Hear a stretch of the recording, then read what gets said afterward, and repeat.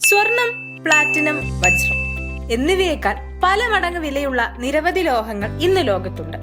ഒരു മില്ലിഗ്രാമിന് പോലും കോടിക്കണക്കിന് രൂപ വില വരുന്ന ലോഹങ്ങളുമുണ്ട്.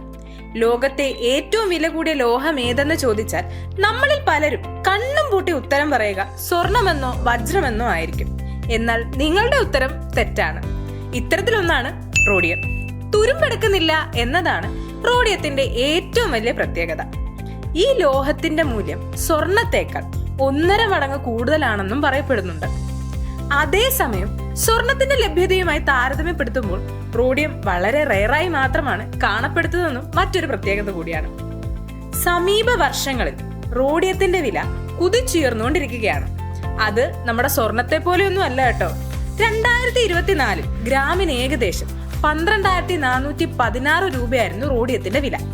ഓട്ടോമൊബൈൽ രംഗത്ത് കാറ്റലിസ്റ്റ് കൺവെർട്ടറുകളിലും ആഭരണങ്ങളിൽ വൈറ്റ് ഗോൾഡ് തിളക്കം വർദ്ധിപ്പിക്കുന്നതിനുമാണ് റോഡിയം പ്രധാനമായി ഉപയോഗിച്ചു വരുന്നത്. ഇതിന്റെ റെയറിറ്റിയും വർദ്ധിച്ചു വരുന്ന ഡിമാൻഡും ഇതിനെ ഏറ്റവും ചെലവേറിയ ലോഹമാക്കി മാറ്റുന്നു. റോഡിയം പ്രധാനമായും ദക്ഷിണാഫ്രിക്കയിലും റഷ്യയിലുമാണ് ഖനനം ചെയ്യുന്നത്. ഇതൊരു റേഡിയോ ആക്റ്റീവ് ലോഹം കൂടിയാണ്.